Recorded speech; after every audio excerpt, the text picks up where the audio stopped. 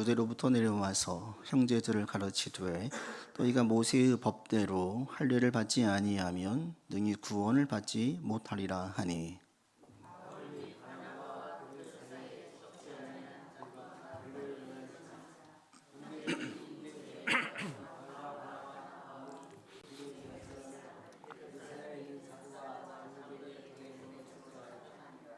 그들이 교회의 전송을 받고 베니게와 사마리아로 다니며 이방인들이 주께 돌아온 일을 말하여 형제들을 다 크게 기쁘게 하더라.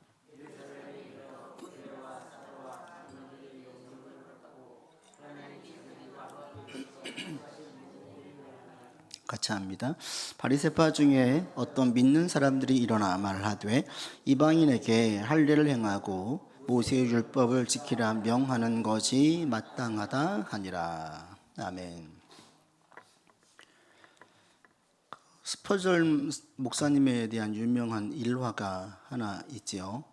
한 분이 목사님에게 찾아와서, 목사님, 제가 여러 교회 다녀봤는데 문제가 없는 교회가 없습니다.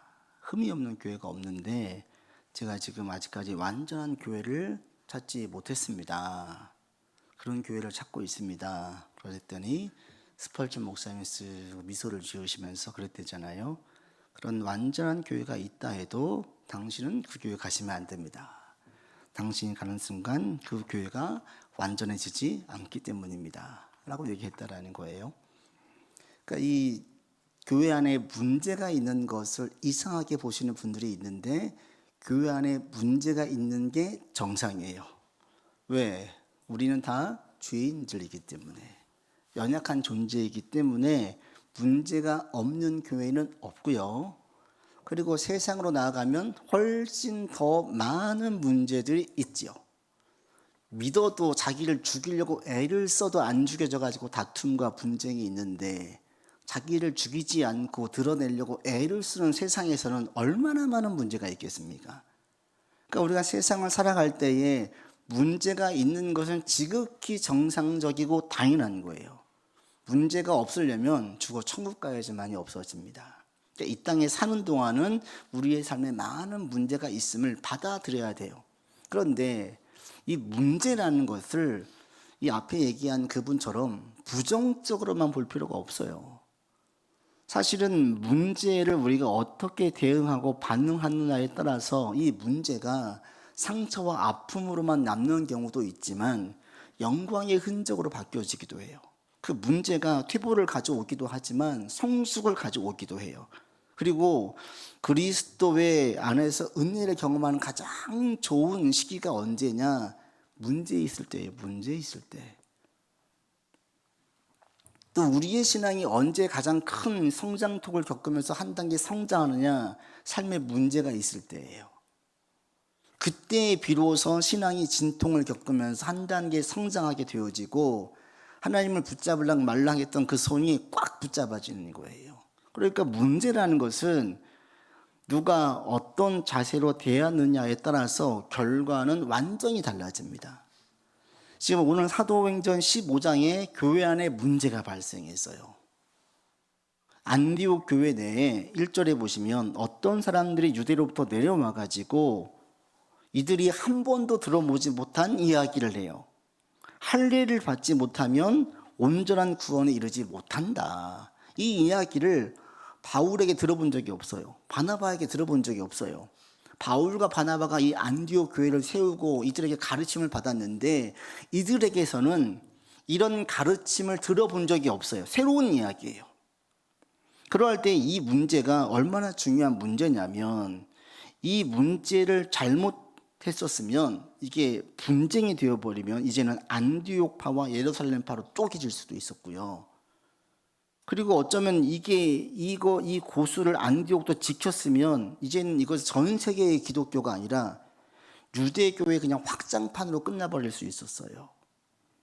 그런데 이 부분, 이 문제를 아주 잘 해결해가지고 이 분쟁이 해결되어지면서 복음의 참된 그 교리, 복음의 진리, 오직 믿음으로 구원에 이른다라는 그 진리를 명확하게 설명할 수 있었고요. 안디옥 교회와 예루살렘 교회가 분리되어진 교회가 아니라 그리스도 안에서 보편적인 함께 한 교회다, 공교회임을 분명하게 알리는 사건으로 바뀌어졌어요. 이걸 누가 결정적으로 이 역할을 누가 했냐면 바울과 바나바가 한 거예요. 이 문제를 올바르게 대응을 해서 좋은 결과로 이어진 걸 볼 수 있고, 근데 여기서 우리가 얻을 수 있는 영적인 지혜는 우리의 삶에 문제가 발생할 때에 우리가 어떤 방식으로 문제를 풀어갈지, 여기서 영적 지혜를 얻게 되어져요. 첫 번째로 바울과 바나바가 이 문제가 있을 때 어떻게 반응을 했는지 보시지요. 먼저 1절에 보시면 이 얘기하죠. 그들은 처음 듣는 얘기예요. 모세의 법대로 할례를 받아야만 구원에 이른다. 그럴 때에 2절 같이 읽겠습니다. 바울 및 바나바와 그들 사이에 적지 아니한 다툼과 변론이 일어난지라. 형제들이 이 문제에 대하여 바울과 바나바와 및 그 중에 몇 사람을 예루살렘에 있는 사도와 장로들에게 보내기로 작정하니라. 예루살렘에서 내려온 유대 출신 그리스도인들 가운데에 그들이 할례를 강조했더니 2절에 보시면 다툼과 변론이 있었어요. 그러면서 어떻게 결론이 졌어요? 형제들이 이 문제를 놓고 바울과 바나바와 몇 사람을 예루살렘, 처음 교회가 생겨진 그 본부로 보내서 재가를 받고 확정을 짓도록 보낸 거예요. 근데 이게 바울과 바나바의 입장에서는 대단히 기분 상할 수 있는 얘기예요. 왜냐하면 안디옥 교회를 바나바가 세웠어요. 그리고 바울을 불러서 바울에게 성경을 가르쳐서 그들 가운데 믿음이 성장하게 만들었어요. 바울과 바나바가 자기들을 가르쳤어요. 그리고 그 교회가 크게 부흥했어요. 여러분 보세요. 제가 여기 교회를 개척을 했어요. 우리 교회가 크게 부흥을 하게 됐어요. 우리 부목사님, 오목사님과 함께 열심히 해가지고 교회가 크게 부흥했다고 봅시다. 숫자적으로. 그랬는데 어느 날 저희가 지금 없는 사이에 한 분에게 외부 어느 분에게 설교를 부탁했는데 그분이 오셔가지고 여기 지금 목사님 가르치고 있는 거 지금 잘못된 가르침이다고, 지금 불완전하다고, 목회 이렇게 하면 안 된다고 막 그러면서 이 새로운 무엇인가를 배워야 되고 이야기해야 된다고 막 강조했더니 교인들 가운데 상당수가 그런가요? 라고 하면서 동조를 한다면 제 입장에서 어떻겠어요? 서운하기도 하고 속상하기도 하고 내가 잘못 가르쳤나 싶기도 하고 이러겠죠. 분명히 여기에도 하나님의 역사가 있었고 은혜가 있었고 여기까지 왔는데 상당수의 사람들이 처음 온 누군가에게 우리 처음 듣는 이야기인데 그러면서 그 얘기에 빠지고 그걸 지지하는 듯한 어떤 포즈를 취하면 저는 개인적으로 서운할 것 같아요. 내가 얼마나 공을 들여서 성경을 가르치고 상담하고 권면하고 기도하면서 왔는데 생년부지 한 분이 오셔가지고 한번 설교하면서 그 너희 교회 목사님 지금 잘못됐다고 이야기하면 어떻겠어요? 지금 좀 그런 얘기예요. 바울과 바나바가 힘써 가르쳐가지고 교회가 크게 부흥했어요. 그런데 한 번도 들어보지 못한 할례가 그렇게 중요한가? 이들이 구약 성경을 가지고 강조했겠지요. 할례의 중요성과 필요성이 언약에 대해서 하나님의 자녀에 대해서 막 이야기를 하면서 꼭 받아야 된다고 이야기하니까 진짜 그런가? 그런 거예요. 아니에요. 우리는 바울의 사도의 바나바의 말씀에 동의하고 따르겠습니다 라고 나오는 것이 아니라 이들 가운데에 뭐가 옳은지 판정해달라고 예루살렘을 보낸 거예요. 근데 여기에 보시면 바울과 바나바가 이 부분에 대하여서 이런 서운함을 전혀 내비치지 않아요. 내가 당신들을 위해서 우리가 얼마나 수고했는데, 또는 자신의 사도적인 교사 자신들이 이들에게 목회자였거든요. 내가 당신들 지도한 영적인 목회자잖아. 목사의 권위, 사도의 권위를 내세우지 않아요. 그리고 오직 이 문제에만 집중을 해요. 지금 터진 이 문제를 가지고 다투고 변론하면서 이 문제를 어떻게 해결할지만 이야기를 하지, 이들에게 어떻게 우리한테 이럴 수가 있냐, 너희가 어떻게 지금 이들의 얘기를 듣고 그럴 수가 있냐, 인정이라든지 자기의 수고를 얘기한다라든지 자기의 권위를 얘기하질 않아요. 그 문제만 가지고 얘기해요. 여러분, 우리의 삶에 문제가 발생할 때에 매우 간단하지만 가장 지혜로운 방법은 뭐냐면 문제 자체만 보는 거예요. 문제 자체만 보고 무엇이 옳은지 살피는 거예요. 그런데 보통 우리는 그렇게 안 해요. 문제를 보지 않고 그 문제 자체를 보기보다는 자기 중심에서 문제를 봐요. 그래서 내가 이런 사람인데, 내가 이렇게 수고를 했는데, 자기 입장에서 자기를 살펴요. 그리고 여기에서 파생된 감정적인 반응으로 문제를 대해요. 내 자존심을 긁고, 그래 너도 한번 당해봐라. 자존심 싸움으로 가기 시작하고요. 문제를 보지 않아요. 지난주에도 어느 한 부부하고 상담을 이제 했는데 막 싸움을 한다는 거예요. 제가 결혼식 주례할 때마다 꼭 하는 얘기가 있습니다. 싸워라. 근데 잘 싸워라. 안 싸우는 가정이 없다. 싸움은 있을 수밖에 없다. 왜? 싸움은 서로의 다름이 하나가 되는데 하나가 되어 가는데 부딪힐 수밖에 없는 일들이거든. 이게 싸움이에요. 그러니까 싸우는데 잘 싸워라. 서로 긁고 누가 이기나 보자 이런 싸움을 하지 말고 그 문제를 통해서 서로를 좀 이해할 수 있는 이 부분을 얘기하면 긁히는구나. 그럼 그 부분을 얘기를 해야 돼요? 안 해야 돼요? 안 해야 되는데 인간은 못 돼가지고 싸우면 그래도 이 부분 하면 긁히지 한번 긁어봐. 더 얘기해요.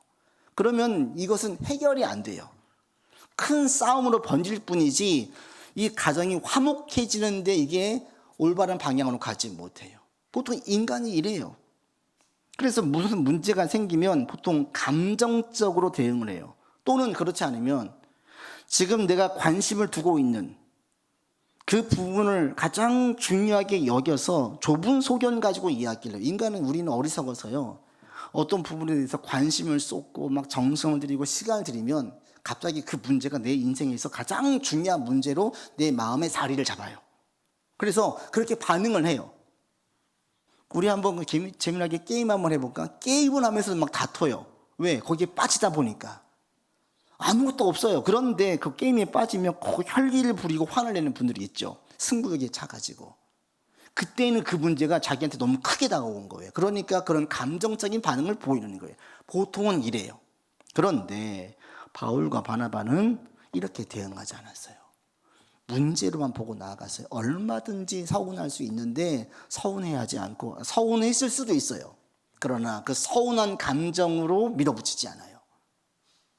그럼 어떻게 이들은 이렇게 지혜롭게 문제를 올바르게 볼 수 있었을까? 이게 우리가 함께 생각해 볼 거예요. 첫 번째, 어디서 이런 힘이 나왔냐면 바울과 바나바는 이 안디옥 교회를 자기가 세운 교회로 보지 않았어요. 하나님의 교회로 보는 거예요. 하나님의 교회로. 내가 세운 교회인 거하고 하나님께서 세우신 교회인 거하고 완전히 다르죠. 내가 이렇게 수고해서 교회가 부흥했다고 이야기하는 목회자하고 하나님께서 부흥시켜 주셔서라고 고백하는 목회자하고 완전히 다르죠. 사도 바울의 경우에는 안디옥 교회의 부흥을 자기의 수고가 아니라 하나님께서 부흥시켜 주신 것이고 자기는 불쏘시개처럼 쓰임받은 존재임을 계속 고백을 해요. 아니, 자기는 이런 자격이 없는 존재라는 것이 계속 베이스에 깔려 있어요. 지난번에 유튜브에 보니까 이제 어떤 그 주제를 가지고 그 미국 사람이 했냐면 미국에도 노숙자들이 엄청 많아요. 노숙자들이. 근데 노숙자들에게 좀 얘기해보고 좀 멀쩡해 보이는 분에게 돈을 얼마를 주고 이분에게 회복할 수 있는 그런 기회를 줘서 그 다음에 또 반응을 보이는 그런 거 올라오는 게 있는데 한 분에게 얘기를 하다 보니까 그분은 자기는 일을 하고 싶은데 일자리가 없어가지고 노숙을 하게 됐고 이것이 시간이 지나면서 지금 여기까지 왔다라고 이야기를 하는 거예요. 이분이 직접 중개 역할을 해가지고 일자리를 알아봐 줬어요. 얼마간 돈을 줘서 깔끔하게 정리하게 하고 일자리를 알아봐 줬어요. 그리고 얼마 후에 몇 달 후에 다시 찾아갔어요. 그랬더니 이분이 이 유튜브에 나온 걸 보고 주변에 있는 상가에서 청소일을 맡겼는데 상가에서 몇 군데 오퍼가 더 들어와가지고 지금 자기가 몇 군데 상가에서 청소를 하고 있대요. 그러면서 이 유튜버에게 너무 고마워하는 거예요. 당신 덕택에 내가 일자리를 얻어서 건강한 정상적인 사회생활을 할 수 있게 되었습니다. 막 감격을 해요. 자기가 이 사람 덕분에 지금 여기까지 온 거예요. 이 청소를 하는데 얼마나 감사하겠어요. 기쁨으로 하는 거예요. 그 일한 자체에 베이스에 자격 없는 자기를 불러서 세웠음에 대한 감사가 깔려 있는데 바울이 그런 심정이에요. 사도로서의 자격이 전혀 없는 나를 불러서 세우셨어요. 그리고 이 모든 것들이 베이스에 감사가 깔려 있는데 이 일들은 내 일이 아니에요. 바울은 전적으로 이 일들은 하나님의 일임을 계속 고백을 해요. 바로 이 부분이 바울이 감정에 빠지지 않고 매몰되지 않고 문제를 올바르게 볼 수 있는 사람이 된 거예요. 우리가 어떤 문제가 있을 때에, 문제를 생길 때에 그리스도인들이 자기 중심에 빠지지 않으려면 우리에게 어떤 게 있어야 되냐면 이게 내 거냐 하나님 거냐, 여기서 분명히 갈립니다. 그런데 성경에서 하나님은 계속 말씀하시는 게 뭐냐면 너 거 하나도 없다예요. 여러분에게 있는 모든 것들은 여러분 거 아니에요. 그죠? 우리가 죽을 때 가지고 갈 것은 한 개도 없고요. 우리가 지금 가지고 있는 모든 능력도 내 거 아니잖아요. 부모님에게 물려받은 유전자이잖아요. 그냥 내가 잘나서 이렇게 된 거예요? 아니에요. 다 받은 거예요. 받은 거. 심지어 우리 인간이 내 거라고 생각하기 가장 쉬운 대상이 누구냐면 자녀예요, 자녀. 진짜 그 핏덩이로 태어나가지고 내두면 아무것도 할 게 없잖아요. 근데 이 아이를 위해서 진짜 부모가 자기의 모든 걸 갈아가지고 아이를 키우는 거예요. 그래서 아이가 정상으로 쓰게 되어진 거기까지 오면 부모 마음 한켠에 내 거라는 강한 마음이 있어요. 내 걸 다 준 거예요. 이건 내 소유예요. 내가 키워서 여기까지 왔어요, 내 자녀는. 그래서 내 거라는 강한 마음이 있는데 하나님께서 뭐라고 말씀하십니까? 자녀는 내 거 아니래요. 하나님께서 주신 상급이고 태의 열매는 하나님의 상급이래요. 하나님 거예요, 하나님 거. 나는 얼마 기간 동안 엄마의 자리, 아빠의 자리에 영광스러운 그 자리를 내가 맡은 거예요. 근데 이 자녀를 내 거로 여기는 거하고 하나님 거로 여기는 거하고는 완전히 달라요.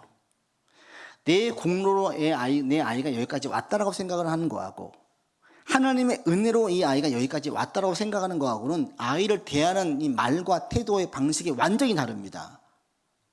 그래서 문제가 생기면 내가 저놈을 어떻게 키웠는데 저놈이 어떻게 나한테 이럴 수가 있어, 결혼하더니 어떻게 지 와이프밖에 몰라, 이런 얘기를 막 하게 되는 거예요. 하나님 거로 생각을 하면 그래, 이제 네가 떠날 때가 됐구나, 인정을 하고 받아들이는 거예요. 너 가정으로 잘 살기를 바란다. 내 거로 인정하는 거하고 하나님 거로 보는 거하고는 이렇게 완전히 달라요. 근데 이 마음이 사도 바울에게 계속 있었기 때문에 문제가 터졌을 때에 내가 이렇게 했는데 내 거 생각하지 않고요, 하나님의 관점에서만 보는 거예요. 여러분도 이 사실을 여러분 스스로 이렇게 자꾸 좀 각인시켰으면 좋겠어요. 여러분이 지금 누리고 있는 것, 여러분 거가 있어요? 하나도 없어요. 하나도. 다 은혜예요. 그리고 우리가 지금 가지고 있는 모든 것들은 이 땅을 떠나기 전까지 맡은 거예요. 우리에게 청직이라고 얘기하지 주인이라고 얘기하지 않습니다. 우리는 관리자예요, 관리자. 여러분이 순간순간 자꾸 이렇게 고백하시면 좋겠어요. 이런 고백이 우리 안에 계속 되어지면요, 자기 중심적 사고에 빠지지 않게 되어져요. 문제가 있을 때 감정으로 접근하지 않고 문제 자체를 보게 되어져요. 여러분이 자꾸 이런 사람으로 나갈 수 있기를 바라고 순간순간 문제 있을 때마다 이렇게 한번 고백을 하십시오. 내 거 없다. 다 하나님께서 주신 것이고 일정 기간 내게 맡기신 것이다. 나는 청직이다. 여러분 모든 것들이 다 맡기신 것이다. 이렇게 보고 나아가다 보면, 인정을 하면 감정이나 권위나 내 거에 이런 관점으로 접근하지 않고 이전보다 훨씬 더 문제 자체에 집중할 수 있습니다. 그래서 여러분 이렇게 보시길 바라요. 오늘도 그런 고백하며 나아가십시오. 내 거 한 개도 없다. 하나도 없다. 모든 것은 하나님께서 내게 맡기신 것이다. 이런 고백이 여러분들 가운데 있기를 바랍니다. 바울이 이 고백이 있었기 때문에 서운병, 섭소병에 걸리지 않고 문제에만 집중할 수 있었어요. 또 한 가지, 바울이 감정적으로 대응하지 않을 수 있었던 이유가 또 하나 있어요. 이게 뭐냐면 바울에게 가장 중요하게 여기는 것이 분명했어요. 가장 중요하게, 내 인생에서 가장 중요하게 여기는 것이 분명한 사람은요, 감정이 휩쓸리지 않습니다. 설령 그것이 잘못된 것이라고 해도, 내게 가장 중요한 것은 돈이야, 나는 명예야, 나는 권력이야, 나는 승진이야. 그러면 그것이 확실하게 자리매김한 사람들은 문제가 터질 때에 감정으로 대응하지 않아요. 내가 직장 생활할 때 나는 빨리 승진하고 싶어. 근데 저 이사를 붙잡아야 되겠어. 저 사람에게 인정받아야 돼. 그러면 그 이사가 어떤 폭언을 하고 어떤 과도한 업무를 시켜도 불평하지 않아요. 감정으로 대응하지 않아요. 자기 자존심 죽입니다. 그분에게 인정받기 위해서는 철저하게 이성적으로 접근을 하죠. 그게 잘못된 것이라고 해도 가장 중요하게 여기는 것이 내 안에 있으면 이 사람은 감정적으로 대응하지 않아요. 사도 바울에게 가장 중요한 게 뭐냐? 내게 주신 사명을 잘 감당해서 하나님의 복음이 이 예수 그리스도를 알리는 거였어요. 이게 자기에게는 가장 중요한 거예요. 바울에게는 이것보다 중요한 게 없어요. 때문에 지금 이 자신들로 인해 가지고 이런 자신들에게 공격성, 자기들의 가르침에 대해서 반대로 이야기하는 것에 동조하는 그런 그들을 볼 때에 서운하지 않을 수 있었던 이유는 그 문제만 보는 거예요. 지금 복음의 문제예요. 가장 중요한 문제를 가지고 왔다 갔다 생긴 거예요. 여기에 지금 내가 어떻고 내 입장이 어떻고 내 수고가 어떻고 들어갈 여지가 없어요. 지금 가장 중요한 것은 복음만 바르게 증거되어지고 바르게 이들에게 알려지는 것, 여기에만 초점을 두고 있어요. 바울에 대한 이 공격은 이 한 번이 아니죠. 이후로도 여러 번 있습니다. 빌립보서에도 바울이 감옥에 있을 때 이렇게 얘기를 해요. 어떤 이들이 바울을 괴롭히려고 복음을 증거해요. 투기와 분쟁으로 이렇게 복음을 증거하면 바울이 싫어할 거라고 생각을 해가지고 복음을 전하는 자들이 있었어요. 그 얘기를 바울이 들었어요. 그러면서 쓴 게 이 빌립보서인데, 그러면서 이렇게 얘기를 하죠. 그들은 나의 매임에 괴로움을 더하게 할 줄로 생각해서 복음을, 그리스도를 전파하는데 순수하게 복음을 전하거나 나를 괴롭히려고 복음을 전파하거나 결국에는 그리스도만 전파되니까 괜찮다, 나는 기쁘다. 이게 바울의 고백이에요. 나를 공격하려고 하지만 결국에 복음이 증거되는 거 아니냐. 그럼 됐다. 바울은요, 자신이 인정받는 게 중요한 게 아니라 복음이 바르게 세워진 거에서만 가장 큰 관심이 있었어요. 왜? 이게 가장 중요한 문제니까, 바울에게는. 그래서 바울은 자기가 좀 욕을 먹는 거, 좀 서운하게 대하는 거 별로 신경 쓰지 않고 이 가장 중요한 이 부분만 신경을 썼어요. 복음을 바르게 받아들이기 위해서 내가 어떻게 해야 될까? 이들이 지금 예루살렘 교회에 가서 인정받기를 요구하니까 가는 거예요. 그래서 이들에게 확실하게 이 복음으로 잘 세워질 수 있도록 힘을 쓰는 거예요. 누군가 나를 비방할 목적으로 복음을 증거해? 괜찮아, 복음이 증거되니까.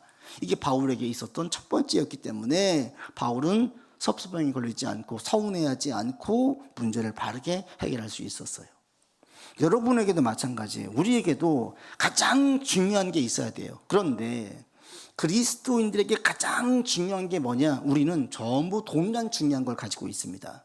그게 뭐냐면 웨스트민스터 신앙고백서에 잘 나와져 있어요. 이 웨스트민스터 신앙고백서가 1643년 신학자 121명, 평신도 30명, 스코틀랜드 대표 6명이 모여가지고 웨스트민스터 사원 옆에 의회 건물에서 매일 회의를 열고 수백 차례 토론을 거쳐가지고 완성된 문서예요. 이게 스코틀랜드 장로교회 공식 문서인데 이게 미국으로, 캐나다로, 그리고 한국으로까지 와서 모든 전 세계의 장로교 표준 문서가 웨스트민스터 신앙고백서예요. 여기에 보면 인간의 제일 되는 목적, 즉 인간이 가장 중요하게 여겨야 될 것, 그리스도인이라면 가장 중요하게 여겨야 될 것을 분명하게 천명하고 있습니다. 어떻게 나와 있냐? 인간의 제일 되는 목적은 하나님을 영화롭게 하고 영원토록 그를 즐거워하는 것입니다. 우리 모든 그리스도인들이 가져야 될 가장 중요하게 여겨야 될 게 뭐냐면, 이거 우리 모두의 동일한 고백이 되어야 돼요. 하나님을 영화롭게 하는 것. 쉽게 말하면 하나님 욕보일 짓 하지 않는 것. 하나님 영광을 드러낼 수 있는 일이라면 그 일을 가장 가치 있게 여기는 것. 이게 그리스도인이라는 거예요. 또 한 가지, 두 번째, 영원토록 그를 즐거워하는 것. 하나님과 함께 있는 것, 하나님과 친밀한 관계를 맺는 것이 내게 가장 중요해요. 라는 고백을 하는 거예요. 내가 취업을 하는데 스카우트 제의가 왔어요. 내가 연봉을 10억을 줄 테니까 우리 회사에 좀 다니십시오. 그런데 그 기간 동안은 가정 없다고 생각하십시오. 라고 제의가 들어왔어요. 가정을 가장 중요하게 여기는 사람은 이거 안 택하죠. 지금 아이를 키울 때 이 아빠와 엄마가 너무 중요해. 이걸 알고 있다면 10억 포기합니다. 여기서 좀 더 적은 금액으로 오퍼가 들어왔어요. 물론 가정 돌볼 수 있습니다. 그러나 큰 금액은 들리지 않을 수 있습니다. 이 사람이 돈이 첫 번째가 아니라 지금 키우는 자녀들을 키우는 부모의 자리, 친밀한 관계를 맺는 이 자리를 가장 중요하게 여긴다면 10억의 오퍼와 훨씬 적은 금액의 오퍼 가운데 뭘 택하겠어요? 후자를 택하는 거예요. 내 인생이 가장 중요한 것은 우리 자녀들이 나는 클 때 엄마 아빠 자리 빈자리가 너무 컸는데 우리 아이들에게는 그런 자리 안 만들어주고 싶어. 아빠가 매일 늦게 들어와서 직장 때문에 늘 늦게 들어오고 술 마시고 들어와서 아빠를 경험한 적이 없어요. 엄마도 늘 밖으로만 돌아다니고 난 그런 경험한 적이 없어. 난 우리 아이들에게 그런 빈 공간을 만들어주지 않을 거야. 이게 확고한 사람은 10억 포기하죠. 그리고 아이들과의 친밀한 관계를 가장 중요하게 여깁니다. 그리스도인이라면 하나님과의 친밀함을 가장 중요하게 여긴다는 거예요. 이것은 우리 모두의 공통된 고백이 되어야 돼요. 그러니까 그리스도인들은 가장 소중하게 가장 가치 있게 여길 게 뭐냐면 하나님을 영화롭게 하는 거. 하나님 욕보이지 않겠습니다. 하나님과 친밀한 관계를 맺겠습니다. 이렇게 해요. 왜요? 그게 내 인생을 가장 의미 있고 행복하게 만들고 복되게 만들기 때문임을 알기 때문에 그래요. 모르면 알아가야 돼요.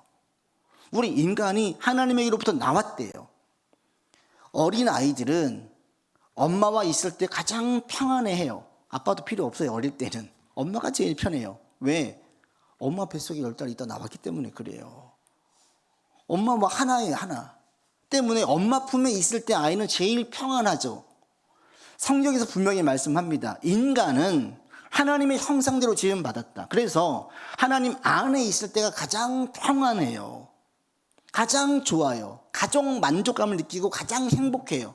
우리가 착각하는 게 있는데 행복은 내 마음의 소원이 성취될 때 행복합니까? 아니에요. 이런 행복은 일시적인 행복이에요. 잠깐 행복하지만 그 시간 지나고 나면 잊혀져요. 진짜 내게 오래도록 남는 행복, 내게 계속 좋은 영향을 주는 행복, 떠올리면 미소 짓게 만들면서 힘을 주는 행복은 어디서 오냐면 관계에서 와요. 내가 가장 친하다고 느끼는 그 사람과 좋은 시간을 보냈던 그 관계, 여기에서 행복감을 느끼는 거예요. 우리 가족끼리 여행을 갔어요. 여행이 두고두고 내게 행복한 마음을 줍니까? 아니에요. 어느 나라에 가서 너무 좋아. 그게 내 마음 가운데 행복을 불러옵니까? 아니에요. 거기서 대판 싸웠어요. 행복하지 않아요. 같이 거기서 웃고 이야기하고 밥 먹고 깔깔댔는데 너무너무 식구들과 이런 시간을 보내고 오면 이게 행복한 거예요.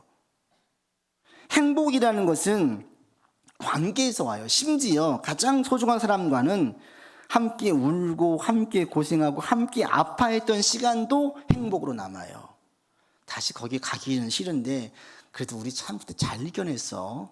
참 좋은 시간이었던 것 같아. 행복함으로 남아서 그 시기를 생각하면 아픈 것이 아니라 마음이 따뜻해져요. 인간은 하나님에게서 나왔기 때문에 하나님 안에 있을 때 가장 평안하고요, 안정되고요, 만족감을 느낍니다. 하나님을 영광스럽게 하려고 할 때 선하신 하나님께서 우리에게 나쁜 거 시키시겠어요? 도둑질하라고 시키시겠어요? 우리 인생을 망가뜨린 일을 시키시겠어요? 이걸 알기 때문에 배짱 있게 내 인생을 하나님께 올인할 수 있는 거예요. 하나님을 영화롭게 하면 그게 내게도 유익이 되니까. 하나님 기쁘게 살려고 하면 이게 나한테도 영광이니까. 내 인생을 가장 행복하게 만드는 것을 알기 때문에 하나님을 영화롭게 하는데 자원해가지고 나서는 거예요. 그래서 우리에게 소원은 뭐냐? 하나님을 영화롭게 하는 거. 그래서 하나님과 친밀한 관계를 맺는 것. 이것이 가족보다도 친구보다도 더 먼저 있는 거예요. 첫 번째가 뭐냐? 하나님과 함께 있는 것. 그래서 그리스도인들은 예배 중심, 말씀 중심, 말씀을 따라서 삶을 세워가려고 애를 쓰는 거예요. 여러분, 문제가 생길 때에 우리가 어떤 관점으로 봐야 되냐면 이게 하나님과의 관계를 멀어지게 만드는가, 가깝게 유지하게 만드는가. 어떤 방법이 있어요. 근데 그 방법을 택하는 것은 말씀과 떨어지는 방법이야. 하나님께서 싫어하시는 방법이에요. 근데 그게 너무너무 좋은 방법 같아요. 해야 돼요, 말아야 돼요. 거기서 결정되는 거예요. 하나님과 친밀한 말씀을 지키는 것을 제일 첫 번째에 둘 것이냐, 밀어낼 것이냐. 여기서 갈려져요. 근데 분명한 것은 말씀 중심으로 나아갈 때에 반드시 주님께서는 우리 가운데 좋은 결과를 주신다는 거예요. 선하신 분이시기 때문에, 전능하신 분이시기 때문에. 사도 바울도 마찬가지였습니다. 감정적으로 대응하지 않고 이렇게 신앙적으로 풀어가자 안디옥 교회의 문제는 이들 가운데 복음의 진리를 더 분명하게 밝힐 수 있게 되었어요. 안디옥 교회와 예루살렘 교회가 분리되는 교회가 아니라 그리스도 안에서 하나인 교회임을 더 천명하게 되었어요. 이 문제가 연합의 기회가 되었고 교회 성숙의 기회가 되었어요. 우리에게도 마찬가지입니다. 문제는 우리한테 기회예요. 성숙할 수 있는 기회, 하나님의 은혜를 경험할 수 있는 기회예요. 지긋지긋한 게 아니라. 그래서 문제가 생길 때에 여러분 첫 번째 어떤 문제를 크게 실망하고 막 분노하고 절망했으면 여러분 지금 마음이 그거를 1순위에 두고 있다는 거예요. 아, 내가 지금 이걸 신경 쓰다 보니까 하나님보다 먼저 뒀구나. 그럼 첫 번째 할 게 뭐냐면 마음의 우선순위를 정하는 거예요. 정리하세요, 다시. 저도 그럴 때가 있어요. 막 하다 보면 어느 순간 하나님보다 인간과의 관계를 막 우선에 둘 때가 있어요, 제 안에. 그러면 제가 막 사람으로 고민하고 있어요. 근데 이게 정신을 차려보면은 지금 우선순위가 지금 바뀌어져 있는 거예요, 내 안에. 우리가 그럴 때가 종종 있습니다. 그래서 어떤 문제로 고민하고 분노하고 실망하면 내가 지금 하나님을 첫 번째 뒀나? 아니면 이 문제가 내 마음 가운데 첫 번째로 지금 올라왔나? 살피는 거예요. 그리고 잘못되어 있던 마음의 순위를 다시 정리하는 거예요. 재설정하는 거예요. 하나님은 첫 번째다. 그럼 나머지는 별로 문제 없어요. 하나님을 영원롭게 하고 하나님과 친밀함을 첫 번째에 두는 사람들은요, 항상 그 안에 소망이 있어요. 자, 보세요. 나는 돈을 가장 중요하게 하는 인생이야, 내 인생은. 이 사람은요, 돈이 있는 한 절대 소망이 꺾이지 않습니다. 그죠?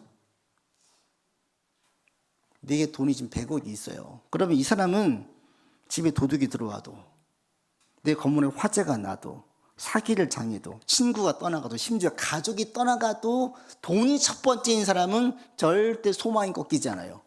내게는 100억이 있잖아. 돈이 주인인 사람은 돈이 있는 한 소망은 꺾이지 않아요. 그런데 이 사람에게는 다 있어도 돈이 없으면 소망은 꺾이는 거예요. 그리스도인에게 하나님이 첫 번째인 사람은 절대로 소망이 꺾이지 않습니다. 하나님이 없을 때 소망이 꺾이는 거예요. 그래서 다윗이 하나님께서 벌하실 때 두려운 거예요. 하나님이 첫 번째니까. 하나님이 함께 계시면 어떤 상황에도 다윗은 절망하지 않습니다. 낙심했다가도 빨리 털고 일어나요. 하나님이 함께 하시니까 하나님을 통해서 힘을 입고 다시 계획을 세우고 다시 이끌고 나가는 거예요. 가장 힘들었을 때, 자기 사랑했던 아들 압살롬에게 배신당했을 때, 노년의 삶에 민심도 중용해서 돌아서고 급하게 야반 도주했을 때, 그냥 보통 사람 같으면 목숨 끊어요. 다윗은 안 그래요. 누구 때문에? 하나님 때문에. 그래서 하나님을 첫 번째 두는 게 이렇게 중요하고요, 우리 가운데 힘이 되어집니다. 그래서 하나님을 첫 번째 두는 사람들은 항상 소망이 있어요. 하나님은 나를 도와주신다, 나와 함께 하신다, 나를 지키신다. 그러면 지금의 문제도 그렇게 큰 문제가 안 될 것이다. 하나님께서 수습해 주실 것이다. 여러분 가운데 문제가 있을 때에 이 부분을 좀 살필 수 있기를 바랍니다. 첫 번째 들게 어떻게 하면 문제 해결할까? 여기만 보지 마시고 하나님 영광 가리는 것인가? 가리지 않는 것인가? 하나님과의 친밀한 관계를 잃게 만드는 것인가? 유지하게 만드는가? 구체적으로 말씀에서 떠나는 것인가? 말씀 안에서의 인가? 이것을 가장 중요하게 여기고 문제를 해결하려고 하면 여러분 그 상황 가운데 가장 좋은 방법으로 해결하고 있는 거예요. 지나고 나면 알아요. 야, 내가 그때 참 지혜롭게 잘 이겨냈구나 라고 스스로를 대견하게 여길 거예요. 여러분은 이렇게 설 수 있기를 바랍니다. 우리의 삶에 문제가 계속 있습니다. 오늘도 그런 고백하며 나아가십시다. 내 거 하나도 없다, 첫 번째. 그리고 두 번째, 하나님 우리 가운데 첫 번째에 두자. 그러면 주님께서 우리의 모든 것들을 정리해 주시고 수습해 주시고 이끌어 가실 것이다. 결국엔 좋은 결과로 선한 결실로 맺게 하실 것이다. 이렇게 고백하시면서 믿음 가운데 나아가는 여러분 되기를 바랍니다. 아버지 하나님, 우리의 삶에 크고 작은 문제들이 있습니다. 문제가 없기를 바라지만 이 세상에 원죄가 자범죄가 있는 죄인들로 가득한 이 세상에서는 문제가 없을 수가 없습니다. 하나님, 우리 삶의 문제가 발생할 때에 우리가 지혜롭게 해결할 수 있기를 원합니다. 감정적으로 자기 중심적으로 문제를 해결하지 아니하고 하나님 안에서 바울처럼 지혜롭게 해결하여서 이 문제가 우리한테 상처와 아픔과 퇴보가 아니라 영광과 성숙의 기회가 될 수 있게 하나님의 은혜의 수단이 될 수 있게 역사하여 주시옵소서. 지금 문제로 시름하는 지체들도 있습니다. 하나님 그들을 붙잡아 주시고 개입하여 주시어서 에베네스를 도움의 손길을 보게 하여 주시고 주께서 내 삶에서 살아계심을 고백하는 그런 경험이 있도록 주님 역사하여 주시옵소서. 다시 한번 주님을 가장 첫 번째에 두고 하나님을 영화롭게 하고 영광스럽게 하는 것을 첫 번째에 두고 나아가는 믿음을 허락하여 주시고 굳세 믿음을 도하여 주시옵소서. 이 믿음 가운데 나아가는 삶이 되게 이끌어 주시옵소서. 우리 구주 예수 그리스도 이름으로 기도드립니다. 아멘.